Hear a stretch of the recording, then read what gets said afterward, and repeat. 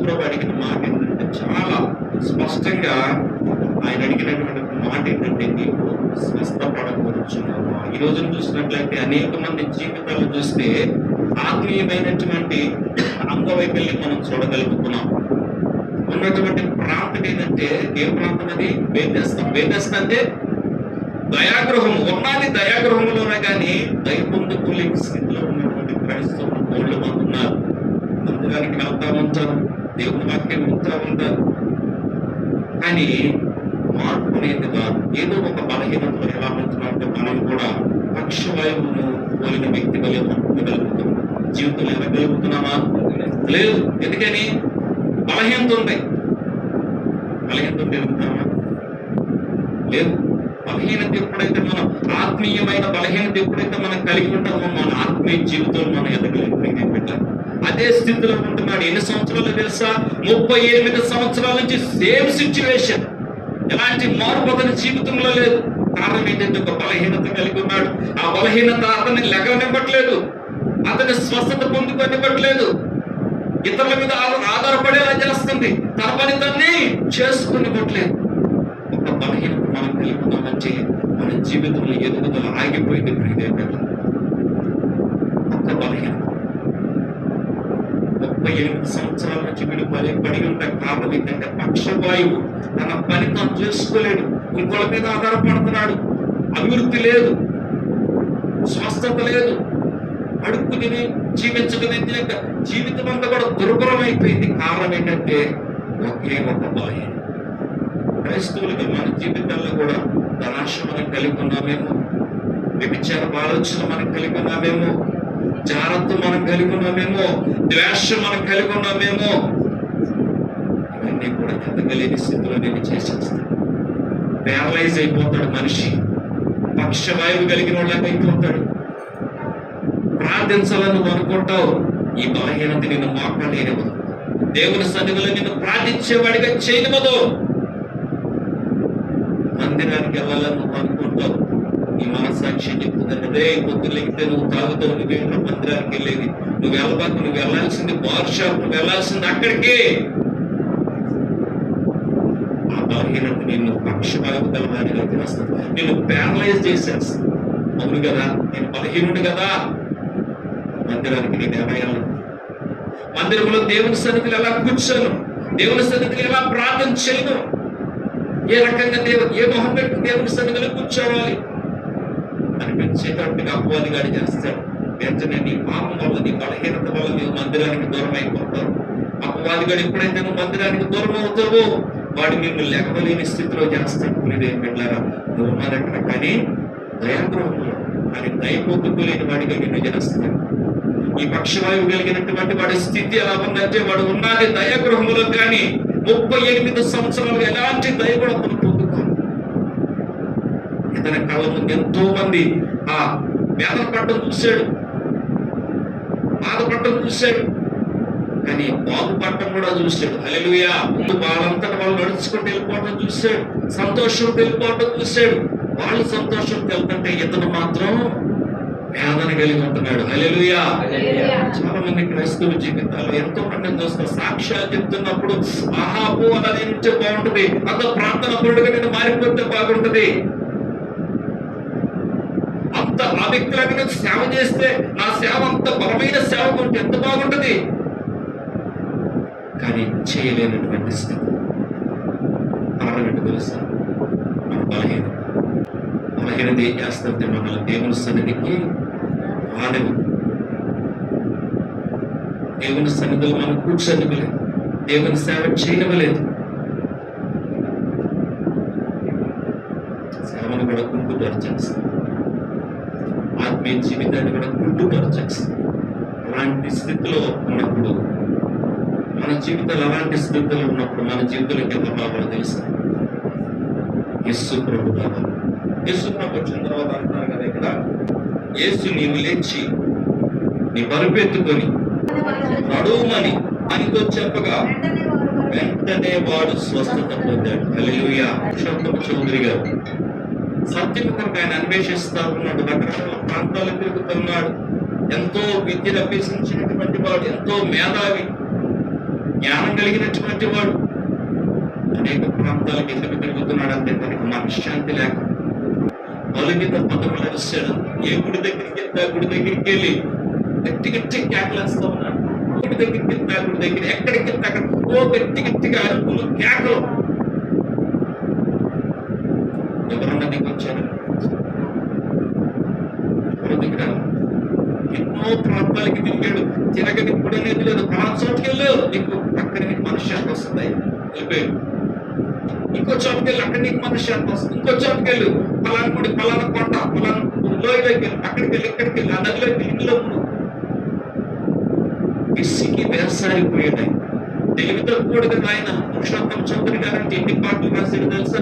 ఆంధ్ర క్రైస్తవ కీర్తనలో సగానికి సగం పాటలు ఆయన రాసి, ఆయన సాహిత్యం ఎవరి దగ్గర లేదు. అంత జ్ఞానవంతుడు. ఇల్లు వదిలేసాడు, ఫ్యామిలీ వదిలేసాడు, తిరుగుతామన్నాడు. ఫైనల్ గా ఏమంటాడు తెలుసా? సిలువయను నిలచినాడను నీ సిలువేనా సిలువ దగ్గరికి వచ్చి ఆగిపోయాడండి. హల్లెలూయా. లోకమంతా తిరిగాడు, దేశం అంతా తిరిగాడు. తిరగని కొండ లేదు, గుడి లేదు, తిరగని మెట్టు, ఎక్కడ మెట్టు లేదు, దిగినటువంటి కోనేరు లేదు. రకరకాల ప్రాంతాల్లో తిరిగినటువంటి ఆయన పురుషోత్తమ చౌదరి గారు ఎక్కడ ఆగిపోయారో తెలుసా? సిలువ దగ్గరికి వచ్చి ఆగిపోయారు ఆయన. కారణం ఏంటంటే ఆయనకి కావలసినటువంటి మనశ్శాంతి ఎక్కడ వెతికినా దొరకనటువంటి మనశ్శాంతి, తన ప్రశ్నలకు ఎక్కడ వెతికినా దొరకనటువంటి జవాబు ఎక్కడ దొరికిందంటే సిలువ దగ్గరకు రాగానే ఆయనకు దొరికింది. హల్లెలూయా. ఈ వ్యక్తి 38 సంవత్సరాలు కాదు, చనిపోయే అంతవరకు అక్కడ ఉన్నా కానీ బాగుపడేవాడే కాదు. హల్లెలూయా. ఎప్పుడైతే యేసుక్రీస్తు వారు అక్కడికి వచ్చారో ఆయన ఏం చూస్తారో తెలుసా? ఆయన స్థితి ఎరిగి మంచి వస్త్రాలు ఉన్న చోట పడున్నాడు.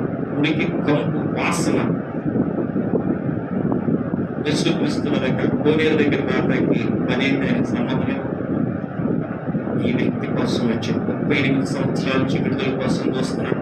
38 సంవత్సరాల నుంచి దేని కొరకు ఎదురు చూస్తున్నాడంటే ఒకే ఒక్క నిరీక్షణ, బాగుపడాలన్నటువంటి నిరీక్షణ, తాను స్వస్థత పొందాలన్నటువంటి నిరీక్షణ కలిగి ఉన్నాడు. యేసుక్రీస్తు వారు వ్యక్తి దగ్గరికి వచ్చాడు. నేరుగా అడుగుతున్నాడు. అమాయకంగా సమాధానం చెప్తున్నాడు. అయ్యా, నా స్థితిలా ఉంది, నేను బాధపడాలనుకుంటున్నాను. ఆ దేవదూత వచ్చినప్పుడు నాయన ఆ నీళ్లు కదిలించినప్పుడు కోనేరులోకి వెళ్ళాలనుకుంటే ఉప్పడి వెళ్ళిపోతున్నారయ్యా. నా జీవితం ఇలానే పడదు ప్రభుత్వం.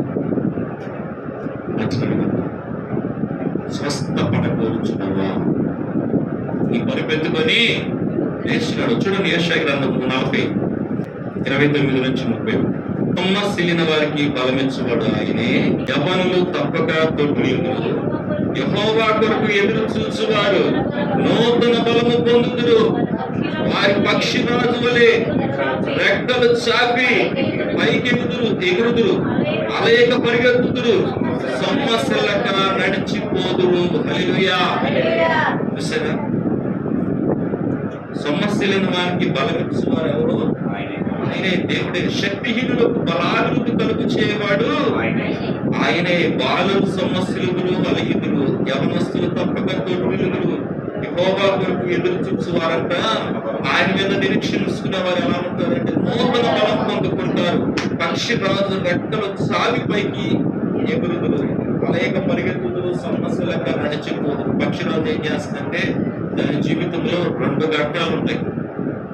మామూలు పక్షులాగా ఇది కూడా ఎదుగుద్ది, యవన దశకి చేరుకుంటుంది, వృద్ధాప్యం వస్తుంది. నీకు ఎదగలేని స్థితికి వచ్చినప్పుడు, ఎగరలేని స్థితికి వచ్చినప్పుడు ఏం చేస్తుందంటే ఒక పంటను నివాస స్థానంగా చేసుకుంటుంది. తన ముక్కును ఏం చేస్తుందంటే పంటకి సులుతుంది, బాగా షార్ప్ అయిపోతుంది. బ్లేడ్ ఎలా ఉంటుందో షార్ప్ గా తెగుతుంది. దీని ముక్కు కూడా అంత షార్ప్ అయిపోతుంది. మనకున్న ఏకలని పీకేసుకుంటుంది. పీకే క్రమంలో రక్తం కూడా వేరిపోతుంది.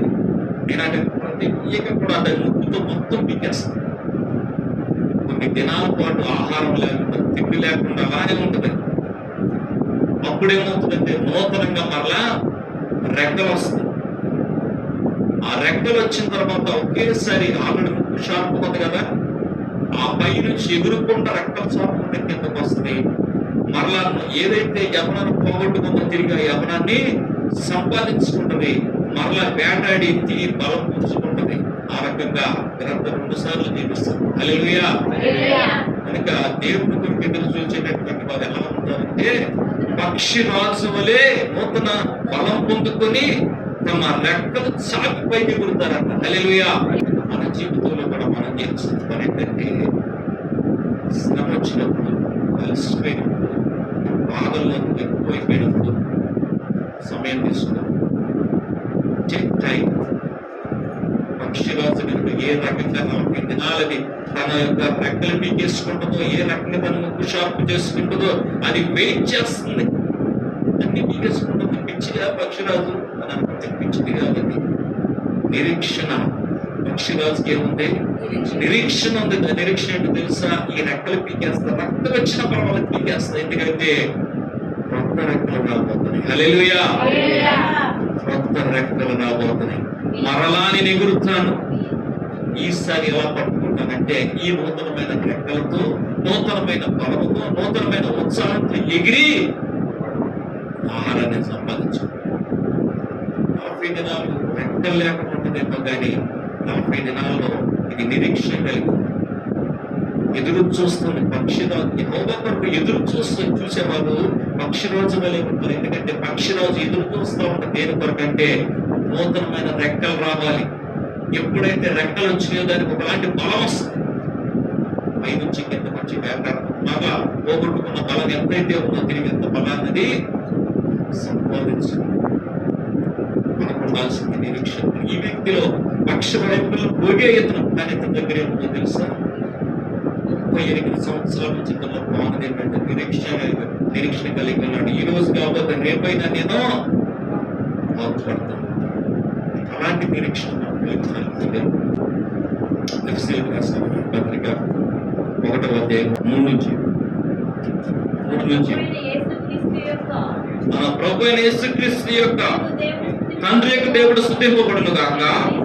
ఆయన క్రీస్తునందు పరలోక విషయంలో ఆత్మ సంబంధమైన ప్రతి ఆశీర్వాదమును మనకు అనుగ్రహించారు.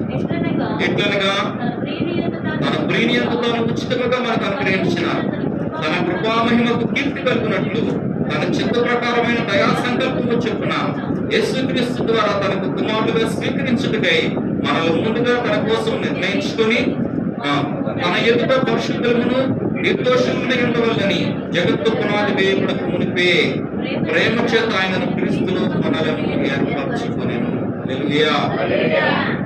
యేసుక్రీస్తు వారు ఆ వ్యక్తి దగ్గరికి ఎందుకు వచ్చాడు? కోనేరు దగ్గరికి ఎందుకు వచ్చాడు? ఆ వ్యక్తి కొరకు వచ్చాడు.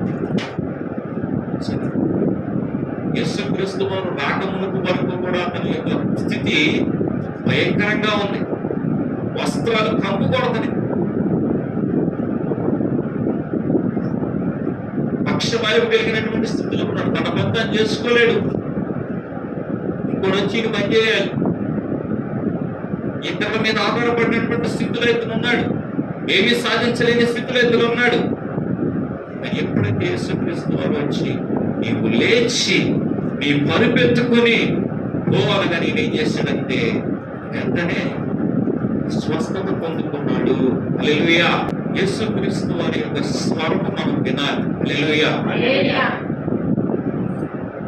ఇప్పుడు గుర్తుండి మన ప్రభు అయిన యేసుక్రీస్తు యొక్క తండ్రి యొక్క దేవుడు స్తుతింపబడును గాక. ఆయన క్రీస్తు యేసునందు పరలోక విషయములలో ఆత్మ సంబంధమైన ప్రతి ఆశీర్వాదమును మనకు అనుగ్రహించాను. దేవుడు మనకి ఏమి ఇచ్చారంట?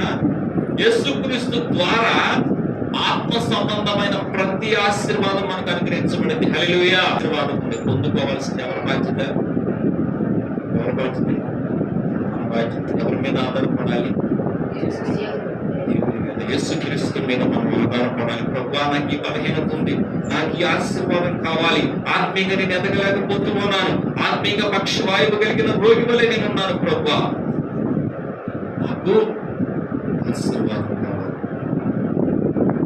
ఆశానిగ్రహం కావాలి, ప్రేమ నిలబడింది. ప్రభువా, నాకు నీ ప్రేమను దయచేయి.